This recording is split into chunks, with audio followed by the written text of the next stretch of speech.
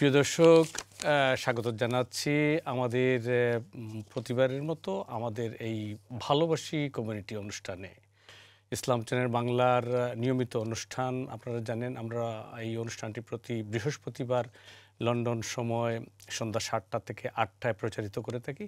এবং দর্শক, আমাদের এই অনুষ্ঠানটি মূলত আমাদের কমিউনিটির বিভিন্ন সংগঠন, বিভিন্ন ব্যক্তিবর্গ যারা আমাদের কমিউনিটির জন্য কাজ করে যাচ্ছেন, আমাদের কমিউনিটিতে বিভিন্নভাবে অবদান রেখেছেন, তাদের সাথে আপনাদের পরিচয় করিয়ে দেওয়া, তাদের জীবনের কথা শোনা, তাদের কাছ থেকে আমরা অনেক কিছু শেখার থাকে।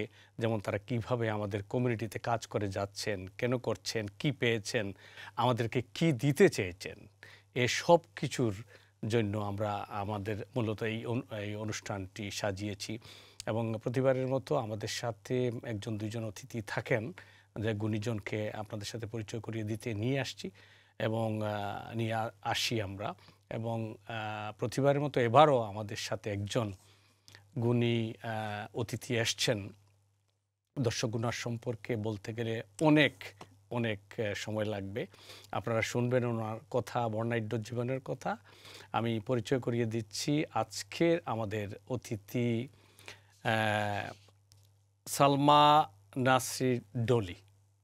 আমরা লন্ডনে ওনাকে ডলি ইসলাম নামেই সবাই জানি এবং সবাই জানেন ওনাকে ডলি ইসলাম নামে। তো চলুন আমরা অতিথির সাথে পরিচিত হই এবং পরে আমরা কথা বলবো, কথা শুনবো ওনার কাছ থেকে আপনাদের জন্য। আসসালামু আলাইকুম ডলিয়াপা। ডলিয়াপা, স্বাগত জানাচ্ছি আমাদের ইসলাম চ্যানেল বাংলায়। ধন্যবাদ আপনাকে। হ্যাঁ, আপনার অনেক সময় নষ্ট করে আমাদেরকে আজকে সময় দিয়েছেন। না, কমিউনিটির কোনো কাজে ইনভলভ হতে আমি পছন্দ করি, যদিও মানে আমার মন মতো হয়। জি এটা জি, তো আমাদের চ্যানেল, সুতরাং আর আমাদের কমিউনিটি। হ্যাঁ জানি, অস্বীকার করার তো কিছু নাই। ডলিয়াপা। কমিউনিটিরই একজন। হ্যাঁ, অনেক ধন্যবাদ, অনেক কৃতজ্ঞতা আমাদের ইসলাম চ্যানেল বাংলার পক্ষ থেকে। আর আপনি জানেন, হয়তো দেখেছেন যে আমাদের এই অনুষ্ঠানটি আমরা সাজিয়েছি আপনাদের মতো যারা গুণীজন এই কমিউনিটিতে অনেক শ্রম দিয়েছেন, মানুষের জন্য কাজ করে যাচ্ছেন এখনও অনেক আগের থেকে। তাদের সাথে আমাদের দর্শকদের একটা যোগাযোগ স্থাপনের জন্যই আমাদের এই অনুষ্ঠানটি মূলত। আসলে মানুষকে ভালোবাসলে তো কাজ করতেই হবে, কমিউনিটিকে ভালোবাসলে কমিউনিটির জন্য কিছু না কিছু কাজ করতেই হবে। হ্যাঁ, আর সুতরাং এটা আমার কমিউনিটি, তাই না? এটা এটা যত উত্তর এটা মানে সমৃদ্ধি হবে, বাইরের সমাজে ছড়াবে, সেটা আমার কমিউনিটি, আমি একজন তার। জানি ডলিপা, আপনার বর্ণাঢ্য জীবন। আমি তো অনেকদিন ধরে আপনাকে চিনি, আমাদের কমিউনিটির লোকজন আপনাকে চিনে এই কমিউনিটিতে। প্রবীণেরা চিনবে, নতুনেরা হয়তো অনেকেই চিনবে না, কিন্তু প্রবীণেরা চিনবে। কারণ আমি তো কত বছর, 75 থেকে পার্মানেন্টলি এখানে, তাই না? ও, অনেক অনেক, 75 থেকে অনেক হয়েছে। তোমরা তখন প্রাইমারি স্কুল বা সেকেন্ডারিতে এরকম ছিলাম। ডলিপা, আপনার এই দীর্ঘ জীবনের কিছু জিনিস আমরা শুনবো। আমাদের সময় তো মাত্র 1 ঘন্টা, তো আমরা যতটুকু পারি আমরা দর্শকদের জন্য আপনার জীবন কাহিনী শুনবো। ডলিপা, প্রথমেই যে প্রশ্নটা করতে চাচ্ছি আপনাকে, দেশে লেখালেখি শেষ করে আপনি লন্ডনে কবে থেকে? আমি 1975 থেকে লন্ডনে পার্মানেন্টলি। আমার হাজব্যান্ড এখানে ছিলেন টাওয়ার হ্যামলেটে। টাওয়ার হ্যামলেটে এসে প্রথম মানে উঠছি এবং দীর্ঘদিন ছিলাম টাওয়ার হ্যামলেটে। তো 71-এ যুদ্ধের সময় আপনার অবস্থান কোথায় ছিল? আমি বাংলাদেশে ছিলাম। আমি বাংলাদেশে ছিলাম, ইস্টার্ন জোনের আমি ট্রেজারার হিসাবে কাজ করছি তখন মুক্তিযোদ্ধাদের জন্য। অনেক অনেক গর্বিত আপনাদের মতো যারা স্বাধীনতার সংগ্রামে। মাত্র ইউনিভার্সিটি শেষে আমরা যে সময়টা ইউনিভার্সিটিতে ছিলাম, সেটা একটা দেশের সংক্রান্তির সময়। জি, আমি তো 68-এ প্রথম মাস্টার ডিগ্রি করি, পরে 72-তে আরেকটা মাস্টার ডিগ্রি করি। তা ওই সময়টা তো আন্দোলনের একেবারে একটা তুঙ্গে, নানান ধরনের, নানা 6 দফা, 11 দফা ইত্যাদি আন্দোলনগুলো একেবারে মুখোমুখি ফেস করার। আমি ছাত্র ইউনিয়নের মেয়ে ছিলাম, তো অ্যাক্টিভ ছিলাম, রোকেয়া হলের মেম্বার ছিলাম।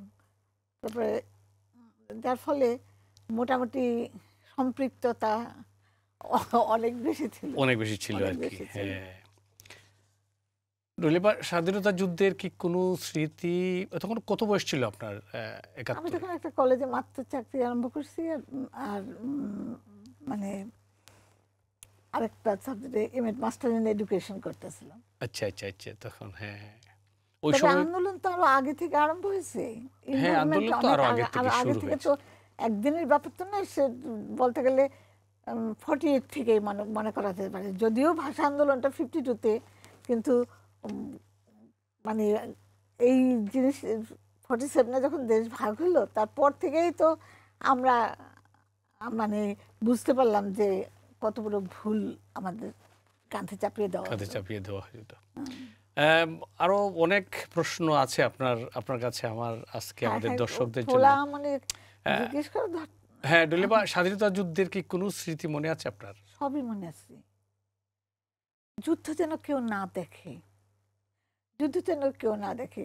আমরা তো ভাই বোনরা মানে একবারে ভালোভাবে সবাই তখন স্টুডেন্ট, অলমোস্ট সবাই, বড় জি ছাড়া আমরা সবাই স্টুডেন্ট, এবং ইনভলভমেন্ট আমাদের অনেক বেশি। আর আমরা ছাত্র ইউনিয়ন গ্রুপের মানুষ, যার ফলে তাদের অন্যরকম একটা আলাদা সাংস্কৃতিক ইনভলভমেন্ট মানে তা আরো বেশি। বেশি ছিল। জি হ্যাঁ, তখন সেই সময়টা একটা দুর্দান্ত দুর্দান্ত সময়, বিগিনিংটা।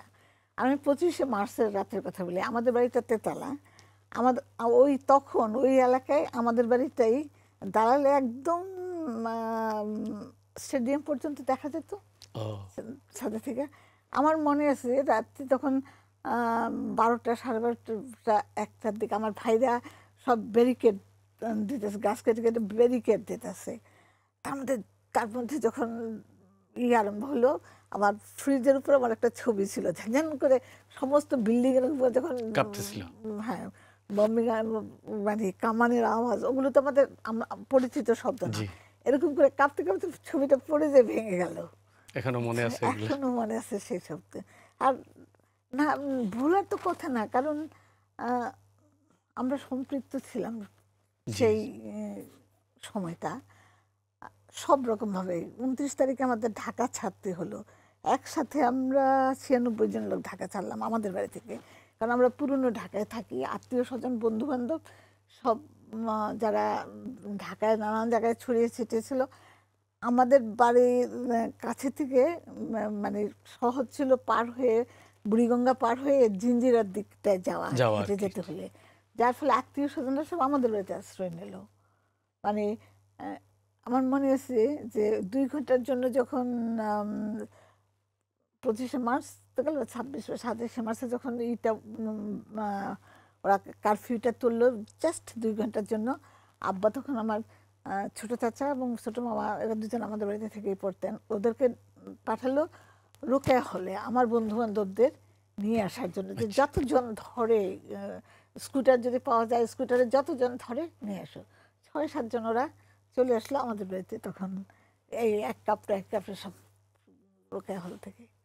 তারপরে তো বাড়ি, আমাদের বাড়ি ঢাকায়, মানে পুরনো ঢাকায় আমাদের বাড়িটা শরণার্থী ছিল বলা চলে। আচ্ছা আচ্ছা কারণ হচ্ছে কি, রেল লাইনটা ছিল গ্যান্ডারিয়ার, আমি গ্যান্ডারিয়ার মেয়ে, গ্যান্ডারিয়ার রেল লাইনটা ছিল আমাদের বাড়ির পাশ দিয়ে। ফলে ওই মানে বিডিআরের সেই সেটা লুঙ্গি পরা, রাত্রিবেলার ঘটনা তো, তারা শোয়া ছিল লুঙ্গি পরা অবস্থায়, শুধু লুঙ্গি গেঞ্জি আর রাইফেলটা নিয়ে যারা ওই রেল লাইন ধরে হাঁটা ধরছে, ওখান থেকে সব আস্তে আস্তে জানে যে এক বাড়িতে সবাইকে আশ্রয় দেওয়া হইতেছে, সব খবর আমাদের খবর হয়ে বাড়ির নাম, গেছে যে এই বাড়িতেই সবাই আশ্রয় সবাই নিচ্ছে। আছে, হ্যাঁ এখানে এখানে নিরাপদ জায়গা, অ্যাট দ্য মোমেন্ট অন্তত সবাই মিলে একটা প্রতিরোধ করা যায়। তা ফলে সবাই সবাই ছড়িয়ে গেল যে প্রান্তিকা অলমোস্ট এখানে একটা শরণার্থী শিবির।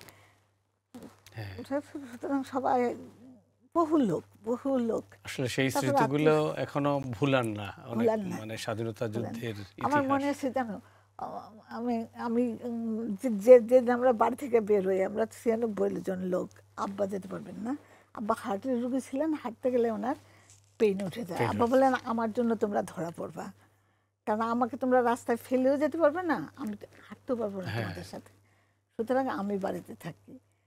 আব্বা তো বাড়িতে থাকবেন সিদ্ধান্ত হলো। আর আমাদের বাড়িতে একটা মুরগির ফার্ম ছিল, আচ্ছা মার শখের একটা মুরগির ফার্ম ছিল। আমার এখনো মনে আছে, খালি মুরগি জমা করো আর মুরগির স্কিনতে ছালটা ফেলো, রান্না করো, রান্না করো, ডালে টালে হ্যাঁ খিচুড়ি। সবাই কারণ খাবে আর কি। বছরের চাল আনা হতো দিনাজপুর থেকে আমাদের, তার ফলে ওই চালের কোনো অভাব নাই, অভাব ছিল না। খালি খিচুড়ি রান্না করো। আর আর বাচ্চারা আছে, আর রাত্রিবেলা পাড়ায় ঘুরে এই সাথে ঘুরে দেখো কেমিস্টগুলিতে, সার্জারিগুলিতে কোথায় ফ্যানার জ্ঞান আছে, বাচ্চাদের 1 চামচ 1.5 চামচ করে ফ্যানার জ্ঞান খায়, কারণ কারফিউ তো, ব্ল্যাক আউট। হ্যাঁ, কেউ আর যাচ্ছে না, বাচ্চারা কোথাও যাওয়া আর হচ্ছে। বাচ্চারা তো কানলে মিলিটারির টের পাবে যে এই বাড়িতে মানুষ মানুষ আছে, আছে, বাচ্চা হ্যাঁ। আছে। তার জন্য ওই ফ্যানার গান খাইয়ে খেয়ে পরে এক একজন বড় বড় শিল্পী হয়েছে, বড় বড় আর্টিস্ট আর্টিস্ট হয়েছে, হয়েছে, right. এইসব বাচ্চাগুলো। ললিপা, অনেক ধন্যবাদ। আমরা সেই সব দিন সেই সব যারা স্মৃতি যুদ্ধ না, এখন তোমরা ছিটে ফুটে টেলিভিশনে দেখো, এখন যারা বলে তারা যারা মুক্তিযোদ্ধা, তাদের জন্য না দুঃখ হয়, আসলে ঠিক সত্যিকারের দুঃখ হয়। তারা কিন্তু কেউ দেখে না, তাদের দাদারা কিংবা বাবারা যুদ্ধ করছে। যুদ্ধ করেছে, হ্যাঁ। এখন একটা শ্রেণী আছে যে যারা সার্টিফিকেট শুধু আমরা কোনো ভাই বোন কিন্তু সার্টিফিকেট নেই। আব্বা বলতো মার জন্য কাজ করে কি পয়সা চাও, ওরকম তো অবস্থা। জি। তাই তোমরা সার্টিফিকেট দিয়ে কি করবা? একটা ভাই বোন আমরা কেউ সার্টিফিকেট নেই। আর এখন তো পত্রপত্রিকায় দেখা যাচ্ছে অনেকেই ভুয়া মুক্তিযোদ্ধা সনদ পেয়েছে। করলাম, তোমরা অনেকেই জানো, লন্ডনে সেটা কাজ, যেটা আসবো আমরা, আরো প্রশ্ন আছে আপনার জন্য। এই মুক্তিযোদ্ধাদের ওষুধ, মুক্তিযোদ্ধাদের শীতের কাপড় ইত্যাদির জন্য, এবং তাদের মুক্তিযোদ্ধাদের অপারেশনের জন্য আমার ভাই বোন যারা ডাক্তার, ভাগিনা ভাগ্নি, গ্রামের বাড়িতে আমি মনে করতে পারি যে হারিকেন ধরে রাখছি, পায়ে থেকে গুলি বার করবে, এরকম অবস্থা আর কি। 4 বছর আগে মারা গেলেন ডক্টর আমানুর রহমান খান। ললিপা, অনেক ধন্যবাদ। আমরা আরো অনেক অনেক কিছুই শুনবো আপনার এই পুরো জীবনের। ললিপা, লন্ডনে আসার পরে তখন তো আমাদের কমিউনিটি এরকম এত বড় কমিউনিটি ছিল না। আমাদের কমিউনিটি, আমি তখন ক্যাবেল স্ট্রিটে হ্যাটন হাউস বলে একটা বাড়িতে থাকতাম। জি। তো সেই সময়টা যেহেতু আমার একটা মানে আমি ওই মানসিকতায় বড় হয়েছি। আমার আব্বার কথা বলা উচিত। আমার আব্বা ছিলেন বাগবান ভাই। আচ্ছা। মুকুলের মাহফিল যে আজাদ পত্রিকার, তার যে বাগবান ভাই, আমি বাগবান ভাই মেয়ে। আচ্ছা, আচ্ছা। নাসির আলী, উনি শিশু সাহিত্যিক। তো ওই মানসিকতায় ওই বাগবানের খেলাঘর দিয়ে আমরা বড় হয়েছি। আজকে ফেমাস যত লোকের আছে, তখন এই আমাদের গান মানে জাস্ট পাক সারজামিনারি ছিল জাতীয় সঙ্গীত পাকিস্তান আমলে। আমরা তো ছোট ছিলেন। জি। হ্যাঁ, তখন এই আব্বাসুদ্দিন ফেরদৌসী রহমান আমাদের গান শেখাতেন। আর কয়েক বছর আগে যে মারা গেছেন ছোটলু ভাই, আলী জাকের আমাদের লেফট রাইট। আচ্ছা। অনেক আগে আমার মাথায় ছোটলু ভাই আছে। জি, চলে আসছেন। ঠিক আছে ললিপা, লন্ডনে আসার পরে আপনি কিভাবে কমিউনিটির সাথে সম্পৃক্ত হলেন? আমি তো ইস্ট লন্ডনে থাকতাম, মানে তখন মানে কি বলবো, মাত্র দেশ স্বাধীন হয়েছে তার 3-4 বছর আগে। আমাদের ফ্যামিলিগুলো তখনও সেইভাবে আসা আরম্ভ হয়নি। পুরুষ সংখ্যা বেশি ছিল, মহিলাদের সংখ্যা খুবই কম ছিল। তার মধ্যেও যেহেতু আমি একটা কাউন্সিলের ফ্ল্যাটে উঠলাম, সেখানে বড় একটা ফ্ল্যাট নোবেল কোর্টে উঠছিলাম না, হ্যাটন হাউসে উঠছিলাম প্রথম। 21 তলা একটা বিল্ডিং, কয়েকটা বাঙালি ফ্যামিলি আছে। তা যে কজন বাঙালি মহিলা আছেন, তাতে নানান রকম সমস্যা। প্রথম কথা হলো, দেখো আমাদের দেশে আমরা গরিব ছিলাম বা দুর্বিধস্ত একটা দেশ, আর কিছু থাক না থাক মহিলাদের কিছু পরিমাণ স্বাধীনতা ছিল। এখানে ওদের পৃথিবীতে একদম ডাবল গ্লেজিং এর ভিতরে বন্ধ হয়ে গেল, বুঝছো? তো এই জিনিসটা আমার খুব মানে কষ্ট লাগতো। আর আমি তো মানে মানুষ অন্তঃপ্রাণ, আমি তাদেরই একজন। আমরা এখন তো ডলিপা অনেক কিছুই তৈরি পেয়েছি আমরা যারা, তখন তো যারা আসতো হয়তো সম্ভবত কম সংখ্যক, তাদের খোঁজ কেউ রাখে না, মানে তাদের কথা জানা, ভালো করে ইংরেজিও জানতো না তারা। না ভালো করে না, মানে পুরুষরাই সাধারণত ইংরেজি খুব কম জানতেন, কোনো রকমের চালিয়ে নিতেন। কিন্তু মহিলাদের তো প্রশ্নই আসে না, বেশিরভাগ মহিলাদেরই প্রশ্ন আসে না। ফলে তারা ওই ডাক্তারের কাছে যাওয়া, বাচ্চাদের স্কুলে দেওয়া, নানান রকম হ্যারাসমেন্ট, তারপর তো ধরো 70 শেষের দিকে, 80 প্রথম দিকে রেসিজমটা খুব ছিল, জি জি, তখন তো প্রকট রেসিজম ছিল, ছিল হ্যাঁ একদম, প্রকট ছিল। যেভাবে আলতাবালি আলতাবালি মারা গেলেন, হ্যাঁ। মানে ওই ওই ওই ওই সময়টার মধ্য দিয়ে আমি অ্যাডাল্ট ইনস্টিটিউটে একটা কাজ চাকরি নিলাম। তার সব দেশ থেকে যারা একটু একটু বাংলা পড়ে আসছে তাদের মধ্যমণি, তাদের জন্য সেসব দিন একদিন দুদিনে বলা যায় না, বলা যায় না, অনেক একদিন কিছু দুদিনে বলা যায় না। তারপরে ধরো পত্রিকা বলতে শুধু জনমত ছিল, জনমত ছিল। জনমত ছিল। তারপরে গাফার চৌধুরী সাহেব কিছুদিনের জন্য বাংলার ডাক বার করলেন। সেটাও যদ্দূর সাধ্য মতো আমি, আমার হাজব্যান্ড ডক্টর কুদ্দুস ইসলাম, আমরা কাজ করে দিয়েছি। তারপরে জাগরণ আমার বৈঠকখানায় বসে লে আউট হইতো, জাগরণ বলে ডক্টর মুর্শেদের তার একটা পত্রিকা ছিল জাগরণ, সেটা। আর সুরমার নাম তো আমারই রাখা, প্রথম 5টা সংখ্যার এডিটোরিয়ালও আমার করা। জাগরণটা কি সাপ্তাহিক ছিল নাকি মাসিক? না, সাপ্তাহিক। সাপ্তাহিক পত্রিকা। আমাদের সৈয়দ বেলাল শেষের দিকে কাজ আচ্ছা করতেন। আচ্ছা আচ্ছা। জাগরণ ছিল, জাগরণের লেআউটটা আমি করে দিতাম প্রথম দিকে, কারণ আমি বাংলাদেশে ফ্রিল্যান্স হিসাবে কাজ করছি। তবে পূর্ব দেশে, বাংলাদেশে তখন যে পূর্ব দেশ ছিল, যেটা হেতে সামান্তের চৌধুরী ছিলেন এটার সম্পাদক, আর গাফার চৌধুরী ছিলেন, আব্দুল গাফার চৌধুরী ছিলেন সাংবাদিকতার সাথে জড়িত, সিনিয়র সাংবাদিক হিসেবে সম্ভবত ছিলেন। উনি অ্যাসিস্ট্যান্ট ছিলেন, হ্যাঁ। ওই ওই পাতাটা উনি দেখতেন, সেখানে একটা পাতা আমাকে ছেড়ে দেওয়া হতো। অলদো আমি সেই সময় ইন্ডিয়াতে যে যুগান্তর পত্রিকাটা বার হয়, বাংলা যুগান্তর, আমি তার ঢাকায় রিপ্রেজেন্টেটিভ ছিলাম।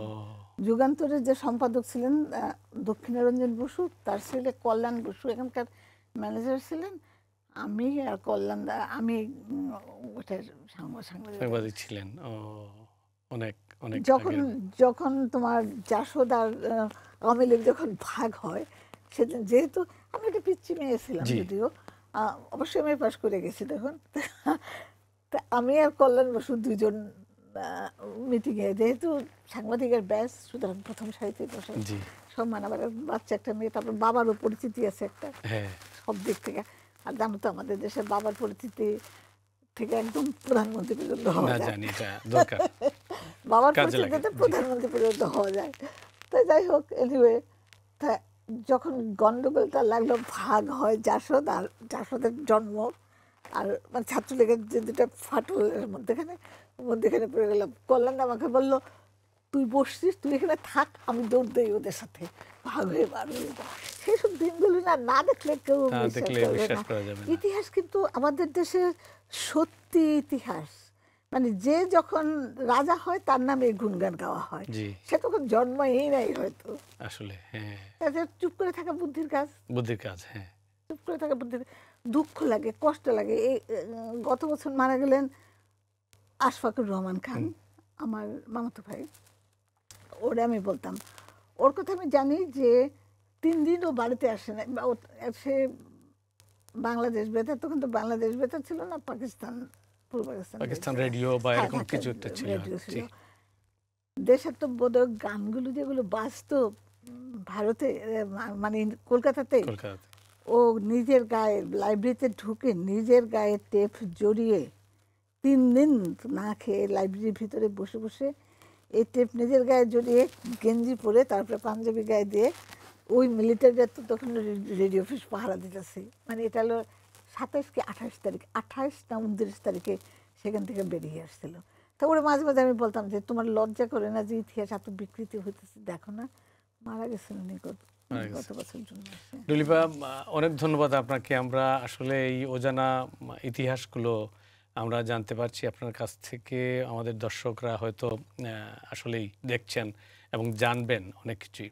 ডুলিপা, এখানে কল্যাণটা আপনার একটা অর্গানাইজেশন, এটা কেন আপনি শুরু করলেন? কল্যাণটা হয়েছে কি, কল্যাণটা আমি আরম্ভ করেছিলাম, আমি, আমার ভাই ডক্টর আমানুর রহমান খান, মানে উনি ডাক্তার, উনিও মুক্তিযোদ্ধা, ওনারই ভাই আশফাকুর রহমান খান, যার কথা আমি বললাম।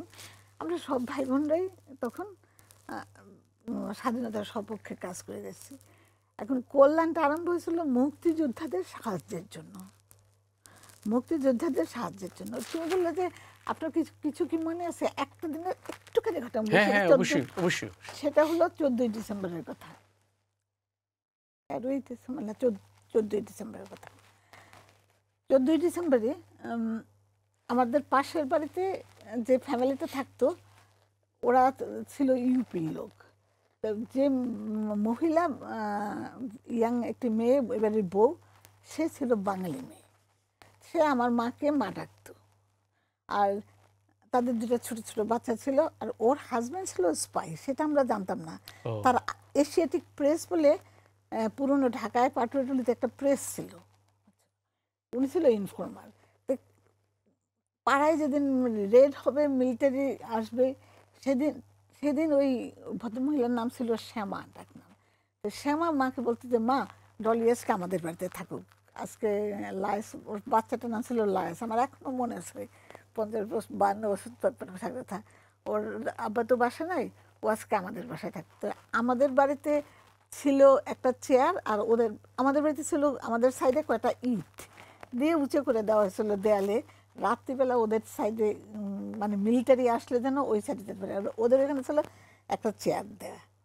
আমরা এইভাবে দেয়াল টপকে ওই মিলিটারি আসবে ওই ওই সাথে যেতাম। আর আমাদের কতগুলি নারকেল গাছ ছিল, নারকেল গাছের পিছনে। এনিওয়ে, আমি যে দিনের কথা বলছি সেদিন ওই কি বলে তোমার গভর্নর হাউসে বম্বিং হবে। আচ্ছা বম্বিং হ্যাঁ হওয়ার জন্য প্লেন ঘুরতেছে। আর আমাদের যে আমি ইস্টার্ন জোনের জন্য তহবিল জোগাড় করতাম। তো মাঝে মাঝে ওরা এসে আমার কাছ থেকে পয়সা নিয়ে যেত। তো এখানকার মুক্তিযুদ্ধের ক্যাপ্টেন ছিল ফারুক বলে একটা ইয়াং ছেলে। ফারুক আসছিল পয়সা নেওয়ার জন্য। তো ফারুক পয়সা নিয়ে গেছে। মাহফুজ বলে আর আমাদের টুলিবা, আমি দর্শকদের জন্য একটু ক্লিয়ার করতে চাচ্ছি যে ইস্টার্ন জোনটা কি ছিল, মানে ঢাকার মানে পুরনো ঢাকার পূর্ব সাইডটা। তখন তো যোগাযোগটা খুব মানে মাধ্যম হিসেবে টেলিফোনগুলিও কেটে দিচ্ছে, এরকম ছিল। তবে স্বাধীনতা বলে একটা পত্রিকা তখন মুজিবনগর থেকে বেরোতো, সেই পত্রিকার ডিস্ট্রিবিউটার ছিলাম আমি। আচ্ছা ওই আমাদের একটা ধোপা ছিল বাবুল ধোপা নামে। তো ধোপারা তোমার খেয়াল আছে কিনা যে কাপড় ইস্ত্রি করার সময় ভিতরে কাগজ দেয়, কাপড়টা সুন্দর, যেমন একটা শার্ট থাকার ইস্ত্রি জন্য হলো কাগজ দিতে ভিতরে, হ্যাঁ, ভাঁজটা ঠিকভাবে থাকার জন্য দেয়। ওই ওই ধোপা বাবুলকে দিয়ে আমি ওই কয়েকটা বাড়িতে ওই পত্রিকাগুলি ডিস্ট্রিবিউট করতাম। কাপড়ের ভিতরে করে করে হ্যাঁ, ওই কাপড়ের অন্য হ্যাঁ কাগজ না দিয়ে ওই মানে সাইকেল স্টাইল করা পত্রিকাগুলো দিয়ে দিতেন আর পত্রিকা, কি। মানে ওই যে হাতে লিখে সাইকেল স্টাইল করে দিত।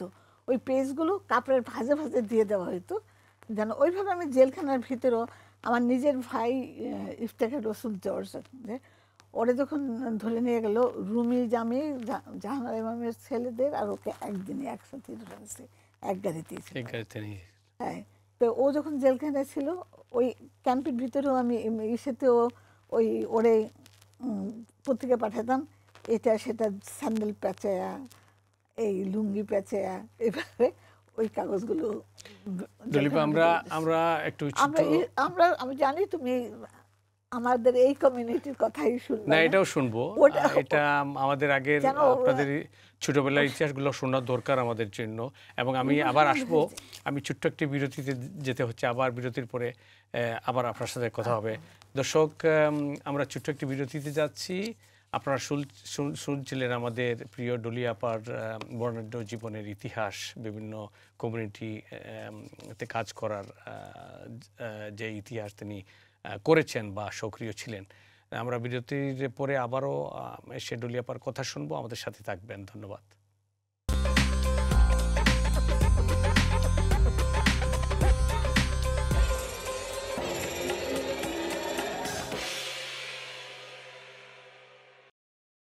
প্রিয় দর্শক, ধন্যবাদ আমাদের সাথে থাকবার জন্য। আমরা বিরতির পরে আবারও কথা বলবো আমাদের আজকের গুণী একজন মহিষী নারী, যার বর্ণাঢ্য জীবনের কথা শুনছিলাম আমরা। আমরা এখনও চলে যাচ্ছি আবারও ডলি আপার কাছে। ডলি আপার কাছে আরও বিস্তারিত ওনার কমিউনিটিতে কী কাজ করেছেন, কি করছেন আমাদের কমিউনিটির জন্য, অনেক কথা শুনবো। আমাদের সাথে থাকবেন। ডলিপা, শুনছিলাম অনেক কিছুই আসলে অনেক অজানা ইতিহাস শুনলাম আপনার ছোট থেকে, ছাত্র জীবন থেকে ঢাকায় লেখালেখি করেছেন, সংবাদপত্রের সাথে সম্পৃক্ত ছিলেন, অনেক কিছুই। ডলিপা, একটা জিনিস জানতে চাচ্ছি যে এইখানে কল্যাণটা কেন প্রতিষ্ঠা করলেন এবং কল্যাণ প্রতিষ্ঠা করে কি কি করেছেন আপনি? সে সময় স্বাধীনতার পর আমরা যারা কল্যাণের মেম্বার ছিলাম, জি, মূলত আমরা ভাই বোনরাই সব, আচ্ছা, আমরা যে যেখানে ছড়িয়ে গেছে পৃথিবীর, তারা কিছু না কিছু কল্যাণজনক কাজ করি। করেছেন। হ্যাঁ, এখনো করছি এবং করেছি। এখানে যখন মহিলাদের এ ধরনের অবস্থা দেখলাম, যে নানান রকম সমস্যা, যে সমস্যাগুলো ওরা বলতেও সাহস পায় না, বলতেও পারে না, কোথায় বলতে হবে জানে না। প্রত্যেকটা মানুষেরই তো কিছু না কিছু জি, সমস্যা থাকে। আর বুঝে বললাম যে এখানে এসে এরা হয়তো অল্প শিক্ষিত, এদের ভাবে এদের মতো শিক্ষিত, অশিক্ষিত। আমরা যাদের অশিক্ষিত বলি তাদের হয়তো একাডেমিক কোয়ালিফিকেশন নাই, কিন্তু তারা তো সুশিক্ষিত, সুশিক্ষিত, জি, সুশিক্ষিত, সেটাকে তোমাদের সম্মান দিতে জি, হবে। অবশ্যই। এই জিনিসগুলো বার করে আনার জন্য আমি আবার, তখন আমি একলা এই বিকালের দিকে এই কাউন্সিল ফ্ল্যাটে, ওই কাউন্সিল ফ্ল্যাটে যত চাচিরা আছে, ভাবিরা আছে, সবার সাথে আমার একটা সম্পৃক্ততা, একটা আত্মীয়তা হলো। আমার একটা অ্যাডভান্টেজ ছিল ডক্টর ইসলাম। হুম, অনেকেই ওনার রোগী ছিল, ওনাকে ওনার পরিচিত ছিল। আর আমি আরম্ভ করলাম শিক্ষকতা। ফলে তুমি যদি আমাকে না বিশ্বাস করো, তোমার মেয়ে বা তোমার স্ত্রীকে আসতে দেবে না, তাই না? জি। সুতরাং আমার সেই অ্যাডভান্টেজটা ছিল, এবং ওরা আমাকে ওদের লোক ভাবা আরম্ভ করলো, আমি ওদেরই লোক। তো ইসলাম সাহেবের পক্ষ থেকে, মানে আপনার হাজবেন্ডের কথা বলতেছি, ওনার পক্ষ থেকে কি কোনো বাধা বা কোনো না ধরনের না না না, উনি ছিল একদম না যে মুক্তিকামী। তখনকার জীবনে আর কি? তোমরা, উনি উনি নিজেই মুক্তিকামী মানুষ ছিলেন। উনি উনি উনি কমিউনিস্ট পার্টির লোক ছিলেন। ও আচ্ছা উনি আচ্ছা আচ্ছা। উনি নিজেই একজন মুক্তিকামী মানুষ। তো সুতরাং না, উনি কি আপনাকে উৎসাহ দিতেন যে যাও মানুষকে হেল্প করো? ওনার যারা উৎসাহ, আমাকে ওনার উৎসাহ, উনি কোনদিন আমাকে তো বাধা দিতেন না, বাধা দেওয়ার প্রশ্ন আসে না। উৎসাহ দিবেন কি, উনি তো আপনার আমার মনের সাথে দিক থেকেই, হ্যাঁ, উনি আমার সাথে নিজে ইনভলভ হয়ে কাজ করতেন। উনি যখন দেখতেন যে এর অসুবিধা, কিছু কিছু লোক তখন ছিল আমাদের মধ্যে যারা একটু শিক্ষিত, যেমন ধরো তখন তখন মানে আমি তো 75 এসেছি, জি, সেই সময় তো এরকম মোবাইল এগুলো ছিল না কিছু, ছিল জি, না, এই ছিল না।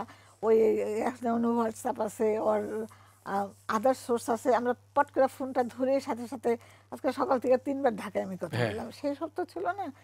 চিঠি লিখতে হতো, অ্যারোগ্রাম নিয়ে আসতো, লিখে দিতে। তারা পয়সা নিত, যারা একটু লিখতে পারতো, এরকম অনেকে অনেকে বলতো ডল ইসলাম আমাদের ভাত মেরে ফেললো, কারণ ডল ইসলাম বিনা পয়সায় কাজ করতেছে। বিনা পয়সায় চিঠি লিখে দেয়, বিনা পয়সায় চিঠি লিখে দেয়।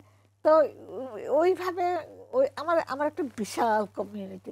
শোনো, আমি জীবনে যদি কোনো পুরস্কার আমাকে কেউ দিয়ে থাকে, সেটা হলো মানুষের ভালোবাসা জি, আর বিশ্বাস। ঢাকা থেকে আমার এক প্রফেসর এসেছিলেন, তো ওনাকে একদিন আমি কল্যাণী নিয়ে আধাবেলা উনি দেখতে চেয়েছিলেন, বসলেন, তো বসালাম। তা উনি সিলেটে যাওয়ার সময় উনি আমাকে বললেন যে পৃথিবীর শ্রেষ্ঠ 2টা জিনিস তুমি পেয়ে গেছো, একটাই মানুষ পায় না, তুমি 2টা জিনিস পেয়ে গেছো। আমি বললাম কি? তো উনি বললেন মানুষের ভালোবাসা, ভালোবাসা। মানুষের বিশ্বাস। আমি দেখলাম মহিলারা কি পরিমাণ বিশ্বাস করে তোমাকে, তুমি মানুষের বিশ্বাস পেয়ে গেছো, তাহলে এর চেয়ে বড় জিনিস তো পৃথিবীতে আর হয় না। তো এই 2টা জিনিস পেয়ে গেছো, তোমার আর কি চাই? আর তখনকার দিনে আপনি যে যে সময়ে এই কাজগুলো করেছেন তখন তো খুবই প্রয়োজন ছিল মানুষের, খুবই প্রয়োজন ছিল, মানে খুবই মানে তখন তখন ইস্ট লন্ডনে একজন মহিলা কাজ করতেন, ওনার কথা বলতে হয়। উনি ছিলেন, ওনার নাম ছিল লিলি খান। আচ্ছা, উনি লিলি খান ছিলেন এক রিটায়ার আর্মি অফিসারের ওয়াইফ। উনি ছিলেন অ্যাডাল্ট ইনস্টিটিউটের কোঅর্ডিনেটর। আমাদের সে মার্ডল স্ট্রিটে ওনার অফিস ছিল। উনি কিন্তু পুরা কমিউনিটিকে খুবই খুবই হেল্পফুল ছিলেন, কমিউনিটির জন্য, মহিলাদের জন্য। আর আমার কল্যাণের মেমোরিয়াল দিলে দেখবো এটা একটা চ্যারিটি অর্গানাইজেশন, কিন্তু আমার ওপেন ডোর পলিসি, আমার ফোকাসটা হলো বাংলাদেশি উমেন, জি, কিন্তু আমি সবার জন্য কাজ করি। এবং মজার ব্যাপার হলো যদিও ওমেন্স অর্গানাইজেশন, কিন্তু আমি ম্যানদের জন্য তার আগে কাজ করি।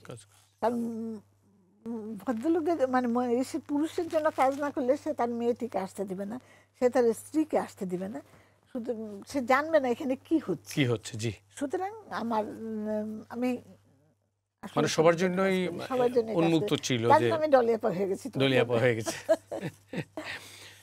একটু জানতে চাচ্ছি আপনার হাজবেন্ড উনি কি করতেন? লেখালেখি শুনলাম যে জড়িত ছিলেন, লেখালেখি করতেন। ওনার অনেক বই, উনি তোমরা বোধহয় ওনার সাথে মিশছো। হ্যাঁ, আমরা দেখেছি। উনি লেখার জন্য পাগল টাইপের লোক ছিলেন। আমাদের হাজব্যান্ড ওয়াইফের যদি কোনো রকম কোনো মনোমালিন্য হয়ে থাকে কখনো, সেটা হলো লেখালেখি নিয়ে। সেটা হলো লেখা নিয়ে, সেটা একমাত্র লেখা নিয়ে। তার কারণ হলো উনি তো সাহিত্যে, অবশ্য সবাই যে সাহিত্যের স্টুডেন্ট হবে তা না, উনি সব কিছু বাদ দেয়া উনি শুধু ওই ম্যাগাজিন নিয়ে মানে লেখা প্লাস গান, মানে লিখতে পছন্দ করতেন। প্রচুর গান আছে। এই যে সুবীর নন্দী, তিমির নন্দী, এদের কণ্ঠ ছাড়াও তোমার আলোমালা মিনু গাইছে। আচ্ছা। অনেক গান আছে, অনেকের এই সুর দেওয়া অনেক গান আছে। তো উনি কি বই প্রকাশ ওনার বই সংখ্যা, হ্যাঁ, ওনার মৃত্যুর পরেও ওনার বই প্রকাশিত হয়েছে আমাদের পাবলিশার ঢাকায়। আচ্ছা, ঢাকায় আমাদের পাবলিশার ঢাকায়, ফলে ঢাকায় বিক্রি হয়। ওনার 43টা বই প্রকাশিত অবস্থায়, বিশাল ব্যাপার। আমার 18-19টা বই, কিন্তু ওনার আমার চেয়ে বেশি, কারণ উনি সময় পেত, আমি সময় পেতাম না। সংসার চালাতে হতো, তারপর আপনার তো সংসার দুইটা ছিল, একটা কমিউনিটি আর একটা নিজের। হ্যাঁ, মানুষের জন্য কাজ করতে হয়েছে আপনার। এক দিন মানে 11টা-12টা মিটিং থাকলে তো আর আমার কমিউনিটিটা এখন আমরা যেভাবে ব্যাপ্তি ছড়িয়ে গেছে সব, কিন্তু আগে তো ধরো টাওয়ার হ্যামলেটে আমাদের সেন্টার ছিল বাংলাদেশ, যার জন্য একে একে যে গড়া। আজকে তো কোথাও রিসার্চ হয় না। রিসার্চ যদি হয়, আজকে আমাদের বৈশাখী উৎসব যে হয়, বৈশাখী মেলা, কেউ কি কখনো প্রকৃত রিসার্চ করে বার করছে যে প্রথম অ্যাপ্লিকেশনটা, প্রথম কাজটা কে করছে, মানে কারা শুরু করেছিল? আজকে যে বাণিজ্য মন্ত্রী আমাদের, উনি ছিলেন এখানকার, হ্যাঁ, মাহমুদ, উনি ছিলেন হাই কমিশনার লন্ডনে, বাংলাদেশে হাই কমিশনার ছিলেন তখন। তো তার আগের দিন ছিল 21শে ফেব্রুয়ারি। তা উনি গেছিলেন ওল্ডহামে শহীদ মিনার, আমরা বলি আমাদের শহীদ মিনার প্রথম, আমাদেরটা না, কিন্তু ওল্ডহামে একটা শহীদ মিনার, হ্যাঁ, ছোট আকারে, কিন্তু এটার ওপেনিং এর জন্য। তো সেখানে বাঙালিদের গন্ডগোল দেখে ওনার খুব মন খারাপ হয়েছে। তা কেন জানি, মানে তখন আমাদের গোলাম মুস্তফা উদীচিতে ছিল, ও সেক্রেটারি ছিল, আমি উদীচির সভানেত্রী ছিলাম, আর ইসলাম সাহেব আমার সাথে ছিলেন। আমরা কোনো কারণে হাই কমিশনে গেছিলাম সেদিন। দেখি হাই কমিশনার সব নামতেছেন, আমি মানে উঠবো, উনি বলে ও ডলি ভাই, উনি মানে ডলি ভাই বলে, ডলি ভাই আসেন আসেন আমার রুমে আসেন। আমি বললাম যে আমার একটু নিচে কাজ আছে। বলে কি আমার রুমে বসলে কি আপনার কাজ হবে না, আপনি আসেন, আমার খুব মন খারাপ। বললাম দেখি টেবিল ভরা কাগজপত্র ছড়ানো। বললাম কেন ভাই মন খারাপ কেন? বলে কি দেখেন, এই আমরা একসাথে 3 জন লোক হইতে পারি না, আর এটা দল করি আর চেয়ার পিটে করি, খুব মন খারাপ করে অনেক কথা বললাম। আমি বললাম কি শুনেন, এইটা বোধহয় আপনি ভুল করছেন, আপনি তো হাই কমিশন হয়ে আসছেন 3 বছর, না হলে 3.5 বছর চলে যাবেন, আর এই কমিটি নিয়ে বদনাম করতেছেন। এই কমিটি নিয়ে আমি থাকবো, এই কমিউনিটি নিয়ে আমি থাকি, আমি কিন্তু এই কমিউনিটির একজন। ওরা মানে আমাদের কমিউনিটির ভালো লোক যেরকম আছে, খারাপ লোকও 2-4 জন আছে। ওইটা আমাদের দেশে বলে না, 1 বালতি দুধের মধ্যে একটু লেবুর রস দিলে সমস্ত দুধটা নষ্ট হয়ে যায়। সেইভাবে দেখেন না, ওই দুধটার ছানাটাকে আপনি কাজে লাগান। কিভাবে লাগাবেন? আমি বললাম এমন একটা ইস্যু বার করেন যেটা মানে দলাদলির ঊর্ধ্বে উঠবে। 21শে ফেব্রুয়ারি মানে পাকিস্তান পন্থী যারা এখনো আছে, তারা 21শে ফেব্রুয়ারিটা পছন্দ করে না। তা এখন আমি বললাম যে হতে পারে, এটা তো যার যার ব্যক্তিগত চয়েস, আপনি তো করতে পারবেন না, অস্বীকার করতে পারবেন না। কি করবেন? অনেক ওখানে বসে বললাম আচ্ছা, বলে কি আপনি বলেন কি করতে চান? আমি বললাম যে আমরা পয়লা বৈশাখ করি। পয়লা বৈশাখ তো সর্বজনীন, সর্বজনীন, জি। সর্বজনীন। বলে পারবেন? কয়টা লোক আনতে পারবেন? আমি বলি দেখি না চেষ্টা করে। সেই দিন হাইকমিশন থেকে এসে মুস্তফা, আমি, ইসলাম সাহেব ওই ব্রিক লেনে হাঁটিয়ে এদিকে দরজায় একজন, ওদিকে দরজায় একজন, যে বলি ভাই আমরা এখানে বড় করে একটা পয়লা বৈশাখ করতে চাই। পয়লা বৈশাখ তো সবার, আপনাদের কোনো ক্ষতি তো হবে না, লাভ হবে। অনেক লোক যদি, যে কয়জন লোক আসে বাইরে থেকে, আপনারাই করবেন। আমার এখনো মনে আছে, পুলিশ বলতে চালাম, পুলিশ স্টেশন আছে না, একটা ছোট্ট পুলিশ স্টেশন, বললাম যে আমাদের প্রোটেকশনের কিছু একটা ব্যবস্থা করতে হবে। পুলিশে কতজন, আমি মুখ দিয়ে বেরিয়ে গেল 10,000 লোক। হাসে পুলিশ, বলে কি 1,000 লোক তুমি আনতে পারবে এখানে একসাথে? পিটাপিটি স্যার, আমরা পারবো। প্রথমবারে তোমার মনে আছে তুমি ছিলে এখানে প্রথম যখন পয়লা বৈশাখ হয়, মানে ছিলাম, ব্রিক লেনের রাস্তার উপর প্লাস ব্রিক লেনের রাস্তা দিয়ে, জি। আচ্ছা, ঢাকায় গেলাম আমি কিন্তু শিল্পীদের আনার জন্য, এই শিবলি টিবলি এরা সব যে আসলো ঢাকায় শিল্পীর জন্য আমাকে পাঠানো হলো। আচ্ছা, ঢাকায় গেলাম, তা সেটা শিল্পকলা একাডেমি, তখনও পুরোপুরি শিল্পকলা একাডেমি হয়নি। সেই শিল্পকলাতে মানে এয়ারপোর্ট থেকে একদম স্ট্রেট হয়ে শিল্পকলা একাডেমিতে গেলাম পারমিশনটা আনার জন্য। কে কে ওই তপন টপনেরা আসবে, মানে তপন চৌধুরী এরা কারা, আমার লিস্ট আমার এখান থেকে দিয়ে দেওয়া গেলাম। তা শিল্পমন্ত্রী যে শিল্প সংস্কৃতি মন্ত্রী, তার ফ্লু হয়েছে। তিনি বললেন আমার বাসায় আসতে হবে সিগনেচার নিতে হলে। আমি বললাম কোনো মন্ত্রীর বাড়িতে আমি যাই না, আমি কোনো মন্ত্রীর বাড়িতে যাই না। আপনি যেদিন ভালো হবেন, আমি তো মাত্র আসলাম, আমি এয়ারপোর্ট থেকে এখনো বাসায় ফিরিনি, শিল্পকলা একাডেমিতে আসছি, আপনি আসেন, মানে যেদিন ভালো হবেন আমি প্রতিদিন খোঁজ রাখবো, যেদিন আসবেন আমি যাব। আমি সেদিন।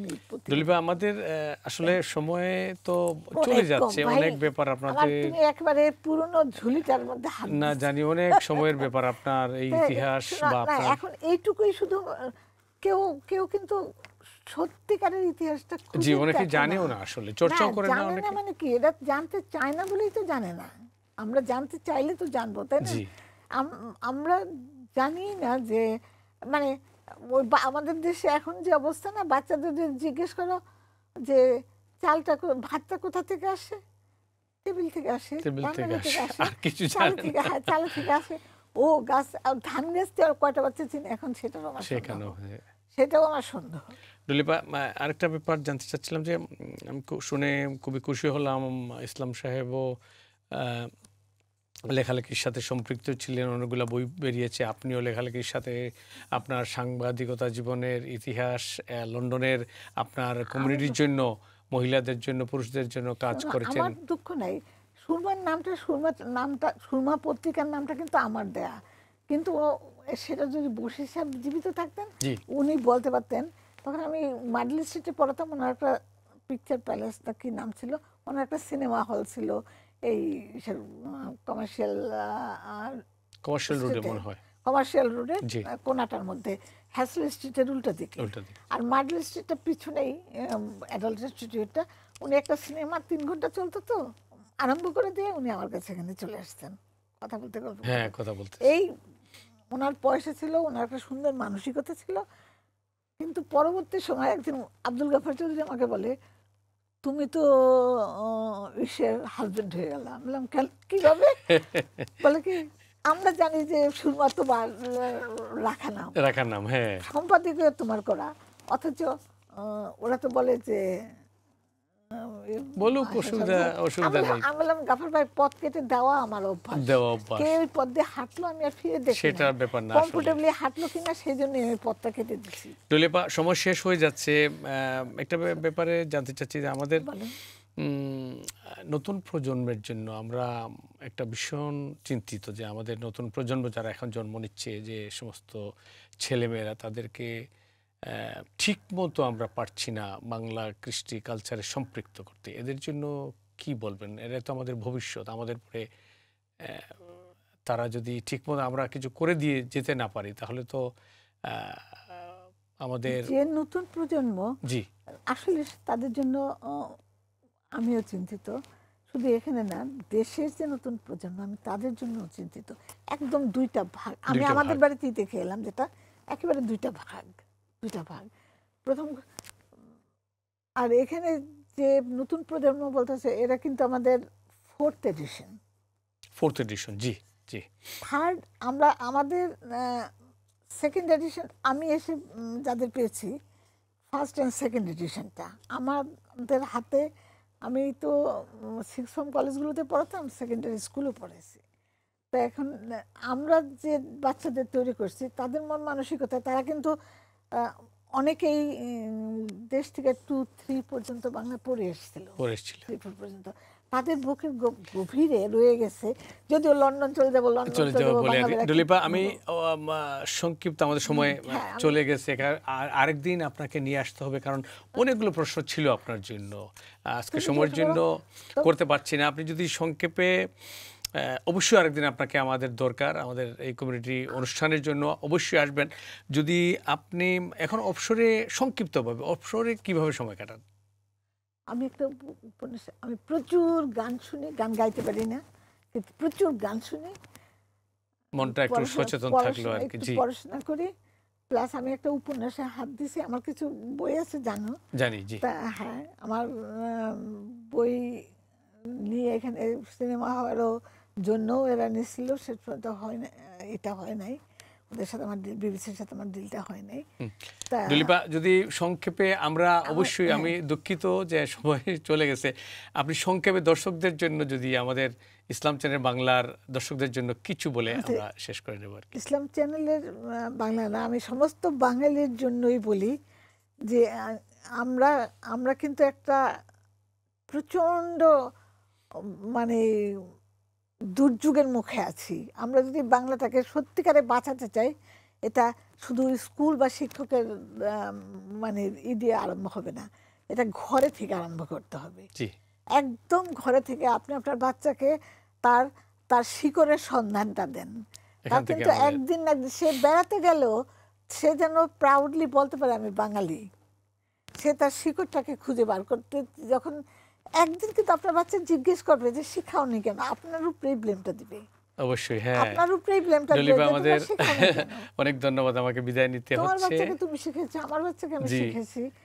আর প্রত্যেকটা বাবা মা এবং দাদা দাদি, নানা নানি যারা এখনো বেঁচে আছেন, প্লিজ আপনাদের বাচ্চাদের ঘরে অন্তত বলবেন এখানে ইংরেজি শিখে কোনো সমস্যা না, মাতৃভাষাটা শিখে বরং সমস্যা। হ্যাঁ, এখনকার ইয়াং মা বাবারা তারাও ইংরেজি বলেন, স্বাচ্ছন্দ্য বোধ করেন, কিন্তু দিনান্তে আপনারা কিন্তু বাঙালিই থেকে যাবেন। দলীপা, আমি শেষ করতে হচ্ছে। অনেক ধন্যবাদ আপনাকে, অনেক কৃতজ্ঞতা আমাদের চ্যানেলের পক্ষ থেকে। আপনি আপনার মূল্যবান সময় দিয়েছেন। আরেকদিন আপনাকে নিয়ে আসবো বাকি প্রশ্নগুলোর জন্য। দর্শক, এক জীবনের গল্প 1 ঘন্টা শেষ হয় না। দর্শক, আপনারা দেখছিলেন আমাদের আজকের ডলি আপার জীবন ইতিহাস শুনলাম। আবার কোনো এক অনুষ্ঠানে আপনাদের সামনে আবার ডলি আপাকে নিয়ে আসব। আমাদের সাথে থাকবার জন্য ধন্যবাদ। আমাদের পরবর্তী অনুষ্ঠান প্রতি বৃহস্পতিবারে ভালোবাসি কমিউনিটির সাথে থাকবেন। বিদায় নিচ্ছি, আল্লাহ হাফেজ।